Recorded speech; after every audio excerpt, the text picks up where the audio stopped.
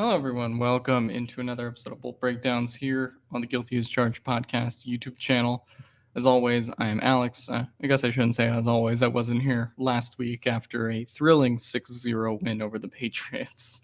I let Steven and Tyler handle that one since I had an exam. But yeah, we are here to talk about what just happened yesterday, which was pretty bad loss from the Chargers' perspective. I wanted to give myself the night to sleep on it, think about it, and ultimately kind of, move forward with what, things will be one way or another during this year, after this year.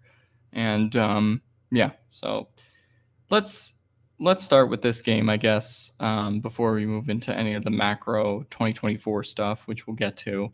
Um, Chargers have all the 2000s and 10s legends in the house, from Phillip Rivers to Eric Weddle, and lay big, giant, fat goose egg in front of them. The offense for the first two quarters with Justin Herbert, unfortunately, still looked like the offense that we've become accustomed to over the last month or so of the season. And unfortunately, there's just no route to it getting better. And I guess in the macro, it doesn't matter because, of course, we do have to talk about Justin Herbert's right index finger fracture injury. Herbert left the game just before halftime, took x-rays before halftime, and did not return to the game with a finger injury now of the throwing hand, as it was confirmed by Brandon Staley later in the press conference. Herbert's still unsure at this stage if he'll have surgery. He'll have, I presume more further testing today to figure out the severity. But we should probably talk about 2023 as though it is the past tense for Herbert at this point.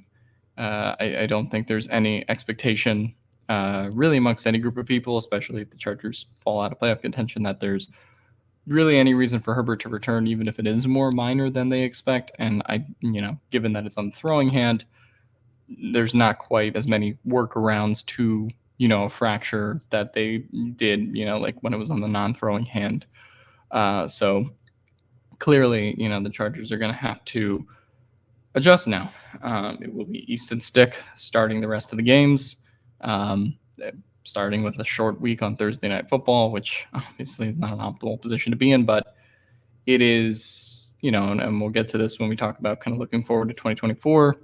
It's less the results of the game that matter at this point than just, hoping to see things from kind of the young stars on the team, as well as, maybe some of the players that you hope can be kind of some 2024 pieces at this point, because the Chargers are done. The whole 2021 to 2023 era of being the all-in Chargers should be buried. It's dead. And I think we have to kind of address that reality as we look to move forward to next year as well. And it's a shame, I guess, more so that it specifically ended as it did, yesterday. And I've gotten the feeling for about the last month or so that the Chargers did not have, a playoff run in them, really, I would say, since they returned from the bye. I just never got that vibe back about this team. I never was back all in for most of this season in terms of like, okay, they can make a playoff push, but even the stage that they are now is still disappointing, even kind of given some of my lack of belief in the team for a multitude of reasons. But yeah, Herbert injured, finishing the last 4 games out with no playoff hopes, and throwing Easton Stick into a poor position. It's not optimal. It sucks. And there's not much of a way around it other than, again, when we get to 2024 and some of the things we want to see the rest of the year, what this team could potentially be going forward. But moving on to some other aspects of the game, the offense, again, still very underwhelming to watch, very tough to watch as well. And I never thought, we could talk about Kellen Moore versus Joe Lombardi and kind of what these last few years have been. But I never thought I would watch a Chargers offense that struggles this much to find the easy stuff.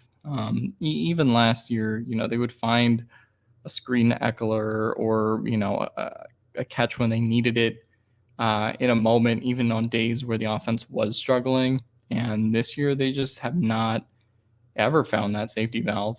And the red zone offense has completely tanked. They now have scored 2 red zone touchdowns, I think, in their last 12 quarters of football. And when your conversion rates are that poor, entering this game, they were 28.57% in their last 3 games. That was 32nd in red zone conversion percentage in the league. Pittsburgh was 31st at 33%. So when you're in that stage as a team and the offense is as discombobulated as it is, and it's a struggle to fight for every inch, to fight for every yard, it just showed in terms of how enjoyable this team was to watch on offense, even with having Justin Herbert, even with having Keenan Allen. For the offense to be as arduous as it was to watch, that's a reflection of the offensive line. It's a reflection of really everybody on offense, from the running back room to Herbert. I didn't even think Herbert necessarily had his best game yesterday prior to getting hurt. Granted, a lot of pressure in his face and a lot of circumstances. But it falls back on Kellen Moore and Brendan Nugent, I think, in particular as well. So I guess not that the offense looked great earlier in the year, but I'm shocked that they went from a team that, had a plan at least and could, look functional against Detroit, even if the offense wasn't good against Dallas and Kansas City, still competitive in some way. But now the offense is simply a completely uncompetitive nightmare. And if you asked me to predict something about the 2023 Chargers, I certainly didn't think that was going to be the issue this season. And so, yeah, that's kind of the story of this last month of the season. They tried mixing it up with the running back room yesterday. Didn't really yield any more better significant results. Eckler finishes with 10 carries, Spiller with 6, Kelly with 3. The run game just, Eckler, I guess, averaged 5.1 per carry. Outside of that, it wasn't like many of those carries came in big moments either, and they obviously couldn't run the ball late because they were down by multiple possessions. So, this goes back to the run blocking as well. And I'm just kind of struck by, we had sky-high expectations for this offensive line in the offseason in terms of sky's the limit, and that included Corey Linsley being in the picture, obviously. But as much as we have reamed and thought about Corey Linsley since, his absence starting in week 4, the problems with this offensive line cannot just be localized to Corey Linsley, right? Zion Johnson is having a really disappointing year for a player that the Chargers invested a first-round pick in last year. Jamari, pretty disappointing year for someone who played really well when he stepped up for Slater at left tackle. And Will Clapp is kind of trying his best given the circumstances with the Corey Linsley injury, but the interior is clearly lacking on this team. And outside of Slater, I'm just wondering how many pieces the Chargers have on the offensive line right now that you can confidently say are going to be key cogs of this group within the next 2 to 3 years. And I don't know at this point. I think it's coaching. I think it's personnel, miscommunications, the things that we constantly talk about every week with this team. But I never thought we would get to a place where the offensive line looks this out of shape, out of sorts in terms of, what we thought it would be going into the year. So again, like some of that's Corey Linsley, but when this team goes from pretty decent pass protection against the Patriots to the Broncos just mix up their pass fronts a little bit and just show a little bit of an exotic blitz in there every once in a while and bring one free man rusher, this offensive line implodes. And it's just like, okay, well, what's Herbert supposed to do back there? Right. And for it to be so easy for other teams to have this offense's number when they do, even the smallest of things on defense, that's the concerning thing about this Chargers team in terms of how predictable, bland, and boring their offense is, and how unable they are to manufacture easy offense that we talked about all offseason, right? You have to find ways to manufacture easy offense. And we even said this during Lombardi's tenure, saying it during Moore's tenure again. I never thought that would be the downfall of this specific team, but it's harder to watch than it was last year, and they truly have now fewer safety valves given injuries and everything that's happened on offense and the regression of Eckler and everything else.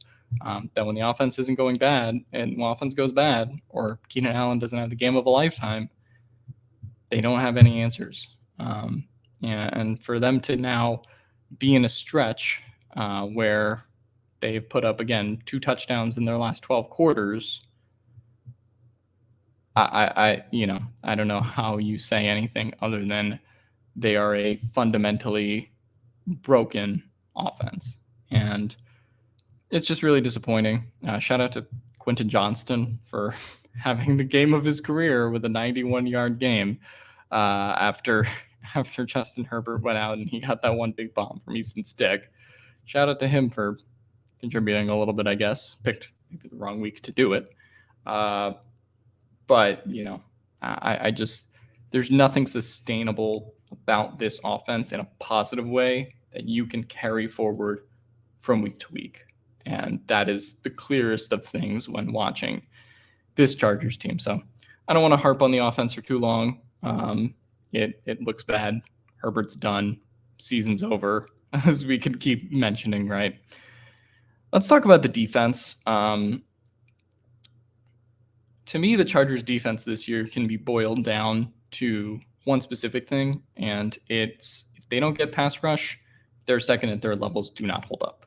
And we kind of have, I think in the last 2 or 3 weeks, forgotten about how bad this defense can be sometimes. The Packers game was bad, but they points wise held up against the Patriots and obviously held up against New England and Bailey Zappi.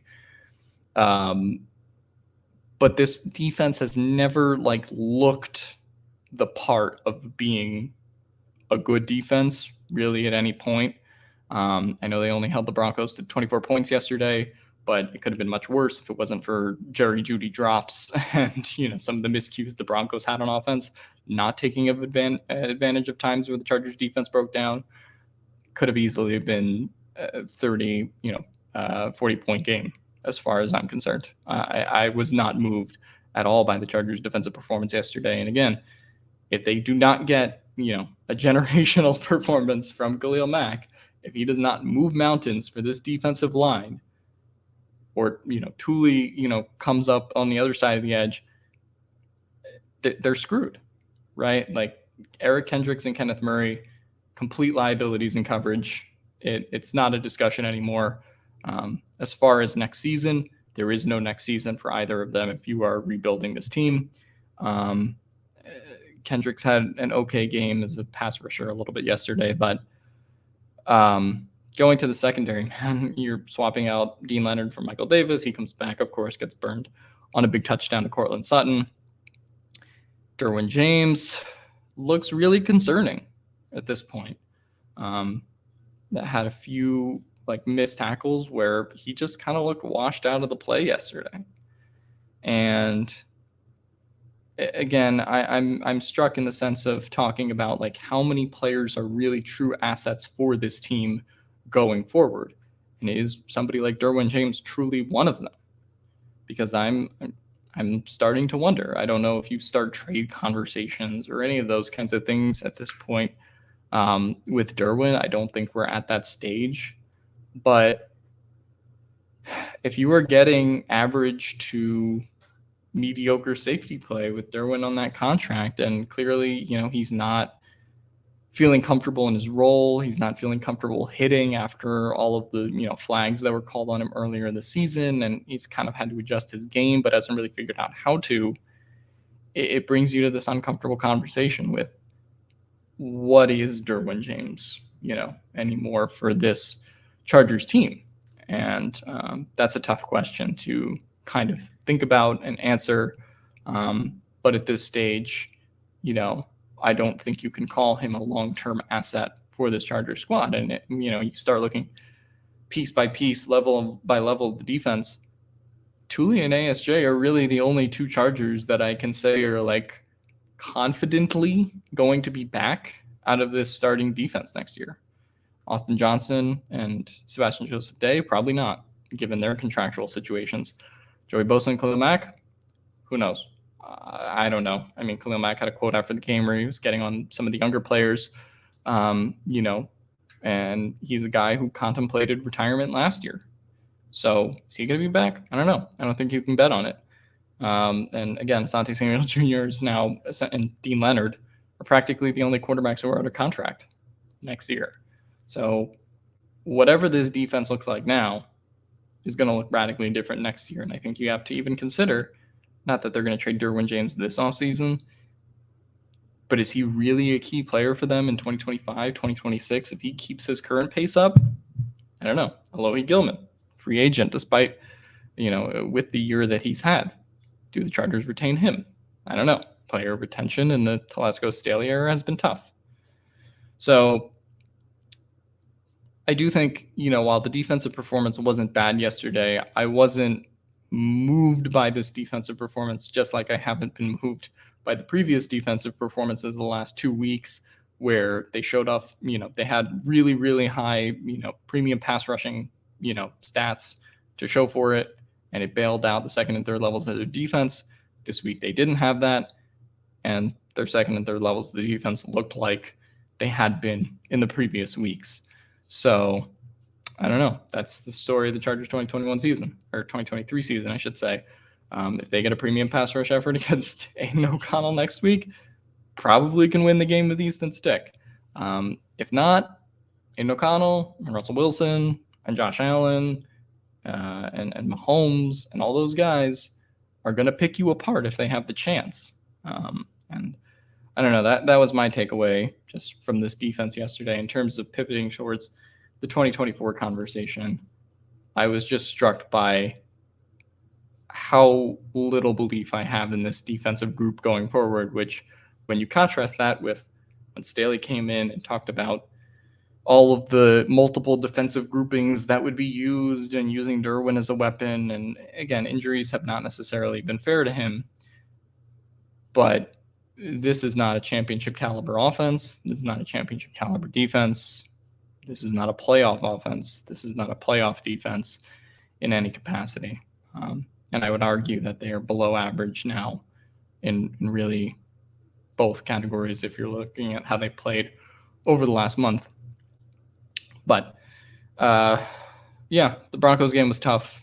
It's tough to see the season go out like that, especially on Royal Blue Week. We lost on Royal Blue Week, man. 7-1, fall to 7-2 in the Royal Blue Unis. So tough way for the season to end, even if not mathematically eliminated. They're done, and they were truthfully done prior to this week. If you just considered how the team played over the last month, even after the Patriots win last week. But to see the Chargers struggle this much compared to the first 2 years of the Staley tenure, it all feels like it's kind of over. And that's kind of the overwhelming thing. You can take that to mean what you want it to mean. But yeah, let's pivot towards 2024 and kind of what I want to see the rest of the year too, because I think the Chargers have younger players that they can play. You tried Isaiah Spiller in this game. He had 6 carries for 19 yards. Fine, given the circumstances and given the run blocking. Play him more next week. I don't care. I don't really want to watch Austin Eckler go out there and pick up 2 yards on first down. Don't care. He's not going to be on the team next year. Probably neither is Joshua Kelly. You may as well develop one of the assets of players you have under contract. That also goes for Quentin Johnston. Get Quentin Johnston some targets, build off of what you did in this game in the second half with him.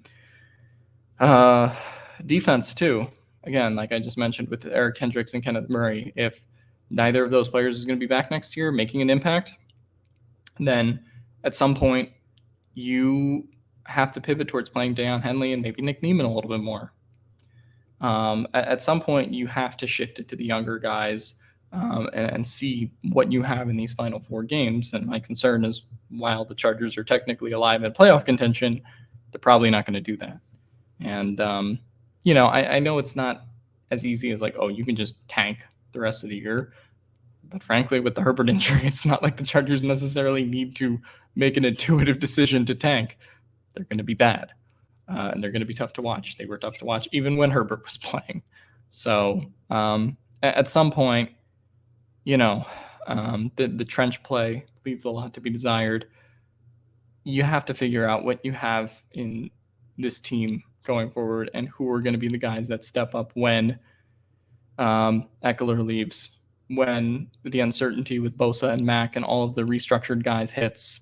You can go through all the players on defense and offense as well. At some point, you just got to figure it out. And I think that's what the Chargers should spend the next 4 weeks doing. Tweak with the lineup a little bit. Put some combinations together that don't make sense, and maybe fans won't want to watch them. But I would appreciate trying something different now that you formally essentially know that you're not a playoff team and operating towards the 2024 context. Now, do Brandon Staley and Tom Telesco want to do that, not knowing their statuses next year? I don't know. But yeah, let's get to that next. The thing I'll say about Staley and Telesco is I think regardless of the rest of the season, I know there is a lot of outrage towards both of them, and for good reason, but it's pretty clear that Brandon Staley will stick until the end of the season. And at this point, if you're playing Easton Stick, who cares? I think you probably want as much structure and stability as you can have organizationally around Stick as he plays these last 4 games. So, I don't think that fans should be expecting maybe what they want after this game and after Thursday Night Football. I think the Chargers are relatively keen on keeping the status quo until the end of the season, at which point decisions will be made on both Staley and Telesco. For Staley, I think that he knew he had to make the playoffs this year. He didn't. We'll see what happens. For Telesco, what's his future? Again, both of these guys, I think in theory, should be linked at the hip. So whatever decision the Chargers make over these next 4 number of weeks, they got to figure it out. And they'll do that over the offseason. And then we can talk about all of the different combinations and permutations as far as coaching staff changes, player changes, yada, yada, over the course of the offseason. And then, another thing is the big restructures. The Chargers, the disappointing thing about being where they are as a 5-8 team with an injured quarterback that has just been beaten to shit over these number of weeks by injuries and just poor fundamental play all around the team is that the Chargers went all in this year. This was the Chargers all-in year. They restructured Khalil Mack and Joey Bosa and Mike Williams and Keenan Allen, as I feel like I say every week maybe on this show. And they're going to have tough decisions to make. I don't know if Khalil Mack's going to want to be back. Contemplated retirement last year. He, probably wants to end his tenure on a team that's contending. And I don't think this team is going to be in a position, given everything that we know, to be able to do that next year. Keenan Allen's probably a pretty safe bet to be back. Mike Williams and Joey Bosa ended with season-ending injuries in different contexts for both of them. But I don't know what the decisions will be on either of those. And then, I'll just mention this really quick because I think Steven and Tyler have done a pretty good job at talking about this, but the NFL draft, finding some bargains in free agency, those are going to be the things that's key to the 2024 Chargers and figuring out kind of where they land after all of this, because you're not going to have the money to be big spenders anymore. You did that, and it's costing us J.C. Jackson dead cap charge next year. And all of the results of the Telesco Staley free agency decisions have been incredibly underwhelming, and the Chargers are going to feel the impact of all of those decisions next year. So whatever the leadership is, whoever it is, they're going to have to clean up this mess themselves. So I hope Khalil Mack is back. I hope Keenan Allen's back. I hope they figure out what they want to do with Bosa and Mike. But right now, there's just not a clear path forward for how they handle any of those situations based on the fact that, truthfully, we don't know who the leadership's going to be. And then the other thing I want to say is we have to come to terms with this 21 to 23 all-in era around Justin Herbert coming to an end. It's over. They're done. They're cooked. They have to figure out a way to recalibrate this team next year and figure out what it's going to be going forward. But truthfully, you have one more year of Justin Herbert's rookie contract window left in the fifth-year option in 2024. And the Chargers have nothing to show for it. They have 0 playoff wins. They have essentially 1 winning season, 2 winning seasons at 10-7 and 9-8. 1 where they didn't make the playoffs, 1 where they did, and they have the Jacksonville game.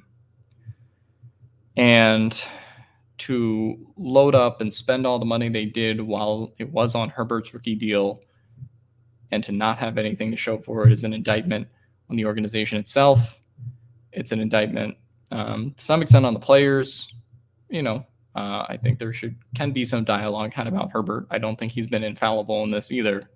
But, for the team as a whole to feel like they were one of these teams that had a chance to compete in the AFC, and ultimately over these last 3 years of the Staley Telesco regime, if I'm doing the math correctly in my head, they have essentially a 24 and 23 record to show for it.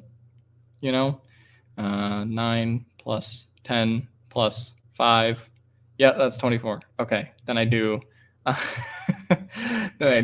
7 plus 8 plus 8. Yeah, that's 23. So, barely an over 500 team to show for it the last 3 years.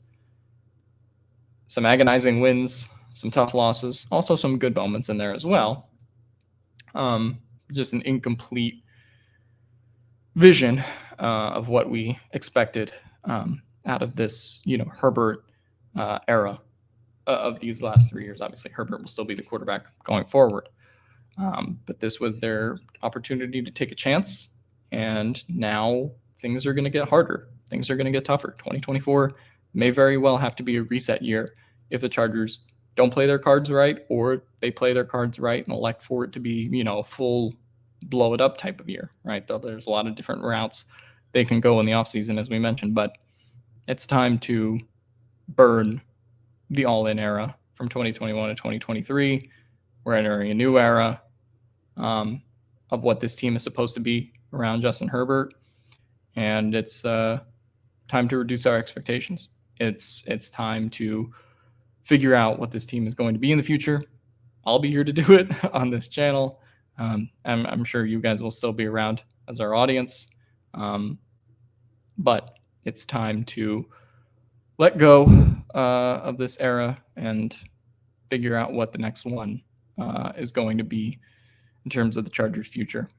So disappointing to have all of their, all of the promise of the last 3 years stomped out, but that's what happened yesterday.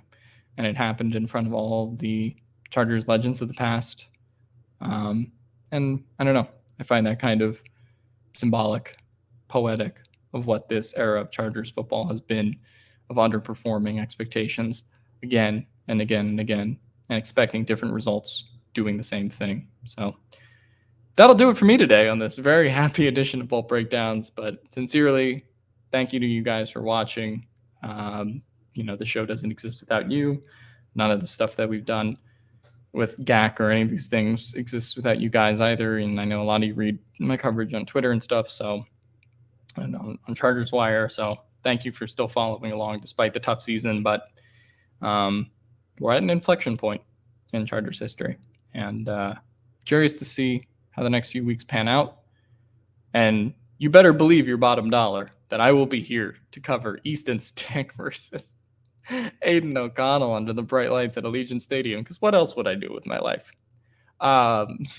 that'll do it for me, guys. See y'all later. And bolt up for 2024.